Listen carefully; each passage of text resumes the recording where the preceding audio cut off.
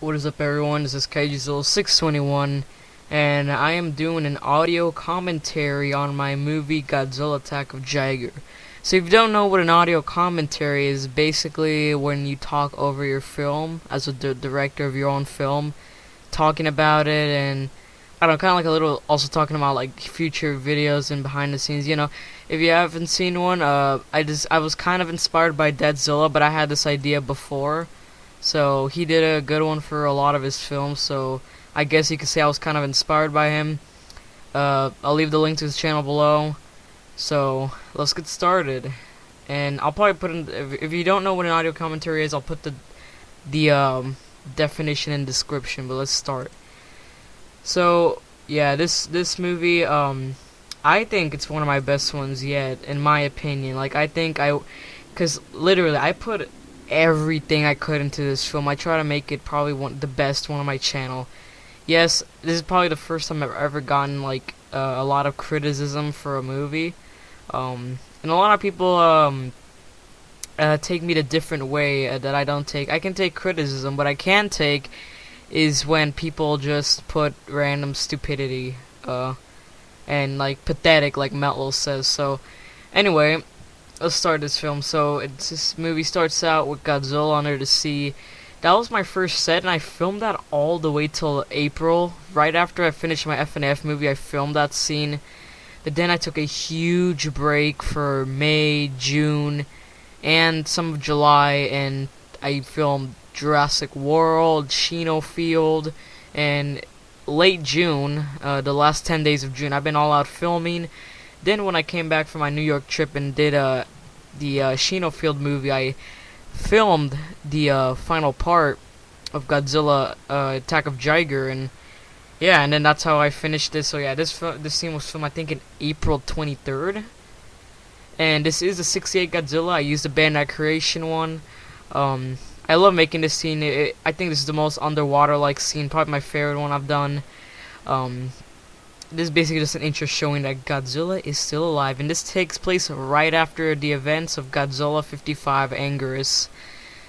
So this right here, look at this title screen. I loved making that because I literally took the same exact idea from the actual Jiger, the three-headed monster. This is the exact intro. This is how it looks like. Not actually literally copying off of it, but I really got inspired by it. So when you saw Godzilla's chest, that was King Ghidorah instead, and as you see here, you see some of the battle. Yeah, it kind of spoils it, but people already know Rodan is in this movie. And I put all lists of names like Akira Fukube, people that are acting in this, and it sucks that I have to put my name a lot. I mean, I'm forced to do it since I want to make a good intro, like with the music and everything. So I hate showing up a lot of times in it. But anyway, this is how it was in the Jiger, the three-headed monster intro. Like, it showed parts of the battle, then it stopped, and when it took like a screenshot of like the battle, it showed the credits, opening credits. Then it kept going, and I keep doing the same thing. And then I love making this part right here. It's pretty funny how I add just Johnny Depp, because I think Jack Sparrow will be that character that will be reappearing in every single film. Because a lot of people were like, he's too pushed in the movie. He's not pushed in. He's just there to be funny. Like, he's just that guy who's in every movie, kind of like some skits do and everything. So yeah, it was fun making that intro. And then this scene right here, next one, I didn't know what to do. I just want to make it was really simple making the script.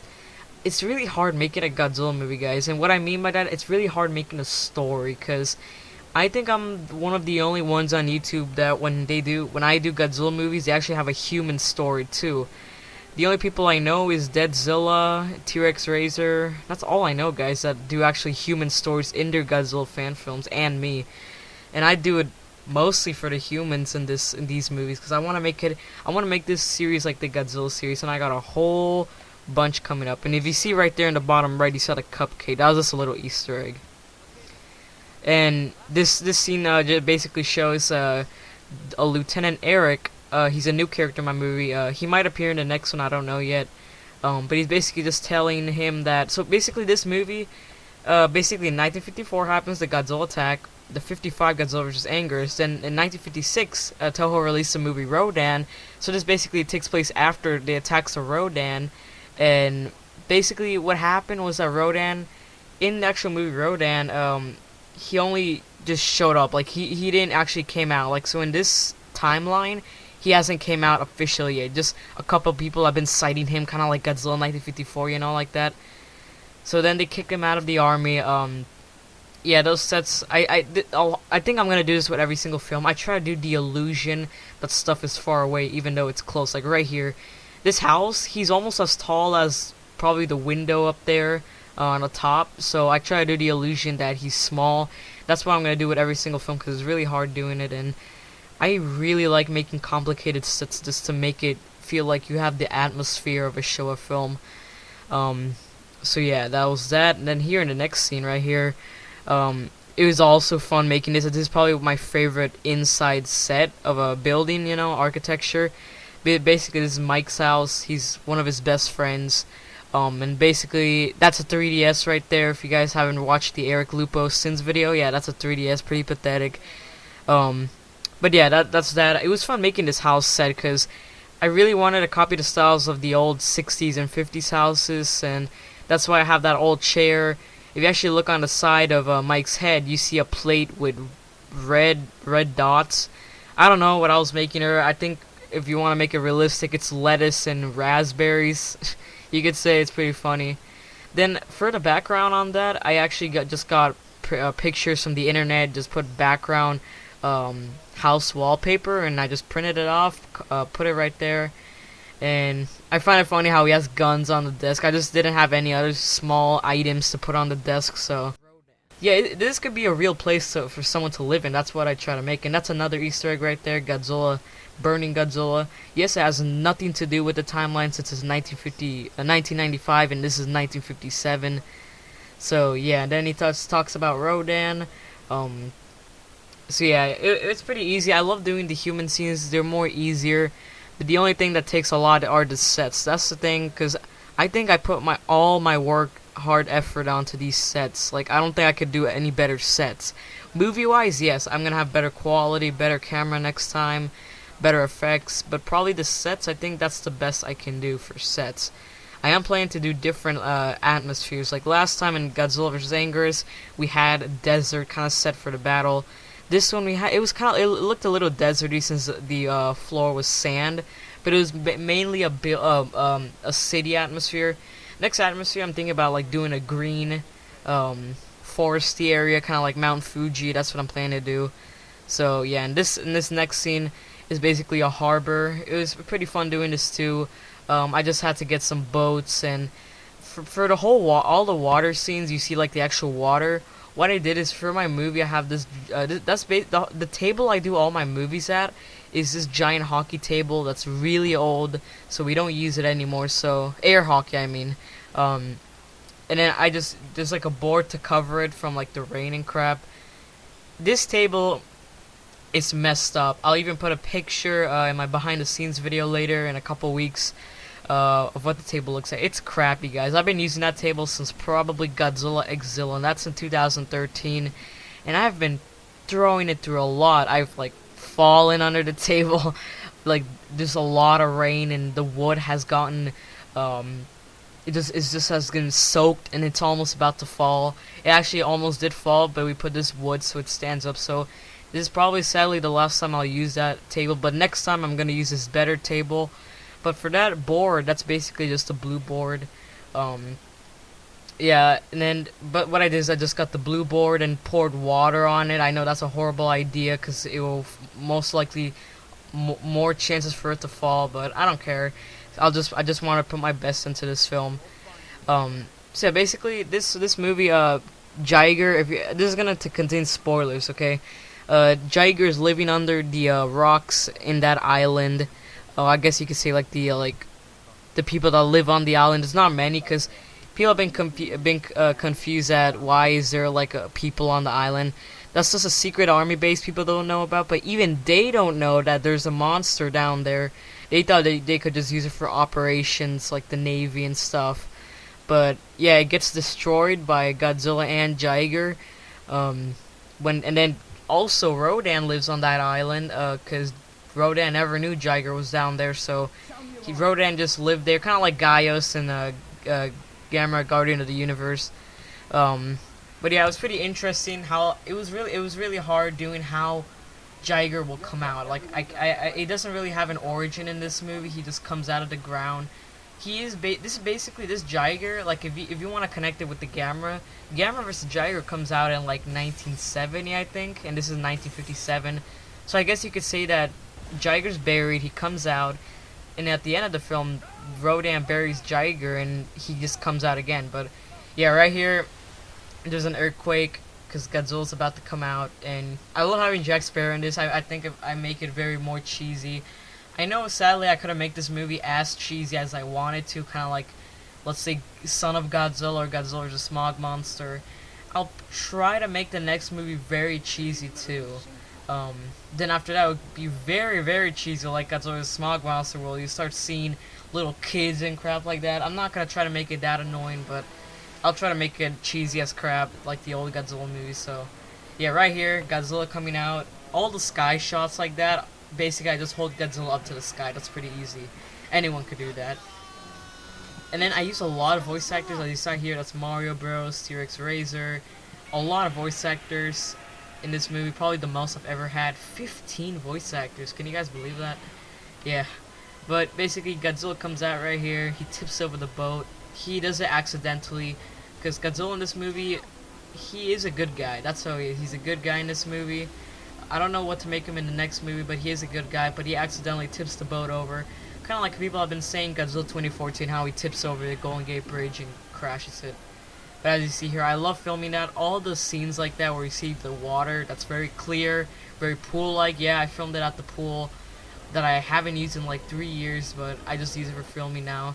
A cool thing to happen is that if we don't treat the water, it turns green, and it'd be better for like ocean scenes, but they don't want to have my parents' pool dirty, so I don't care if it's that clean. But anyway, yeah, that's all the scenes in the water right here. The battleship scenes, it's pretty interesting how I made them. Basically, I just copied a picture of like, you know, the inside of like a control room, pasted it, then have this like little red light that flashes, and fits really good. And this scene right here, this is one of my favorite shots in the movie because it signifies that, like, are you there, Commander? Kind of like how Godzilla's King Ghidorah, like how they were trying to communicate with the guys, but they've been killed by Godzilla's Saurus. So it was really cool making that shot. And right here you see them cast away on the island. Yeah, so I'll try to make a better story next time, more human, like just to bring out the humans, because I try to make you guys care about the humans in this movie. I didn't know if I achieved well, but you guys could tell me in the comments. I'm surprised no one has done reviews yet of this movie, because usually, like, it's all the way since Return of Godzilla and Godzilla X Monster Sky again, people did reviews. I'm not forcing you guys to do reviews, guys. I don't want to be that selfish person. I'm just surprised no one has given like their real thoughts on the movie, just comments. But I don't care. I'll just keep making the movies, because even if people don't like them, I'm gonna keep putting my heart and effort into these movies, if you like it or not. So yeah, and if you see right there, Indiana Jones doesn't have an arm. I found that pretty funny too. In this scene right here, where Godzilla and Rodan are about to fight, you see how like the characters are together. I try to get that feel, you know, how in Godzilla vs. King Kong, when Godzilla was about to fight King Kong, all the characters were behind this little bush right there. You know, kind of like that show feel. I try to make it that like in this movie too, when they're behind that little rock. And I love filming now, like Godzilla stepping on the car. And then, yeah, he starts coming into the island, kind of like Godzilla vs. Space Godzilla, you could say, when Godzilla arrives at the island. Yeah, you can see some of the cars, the military cars. So yeah, it's really fun making this. And now you're about to see Rodan, just after this giant pan shot of Godzilla, like 2014. But yeah, all the back shots, like that blue board, that's just a blue poster, and I'm probably gonna keep it like that. Just next time we'll have more clouds. And then here comes Rodan. And then everyone looks over there. Find it kind of cheesy.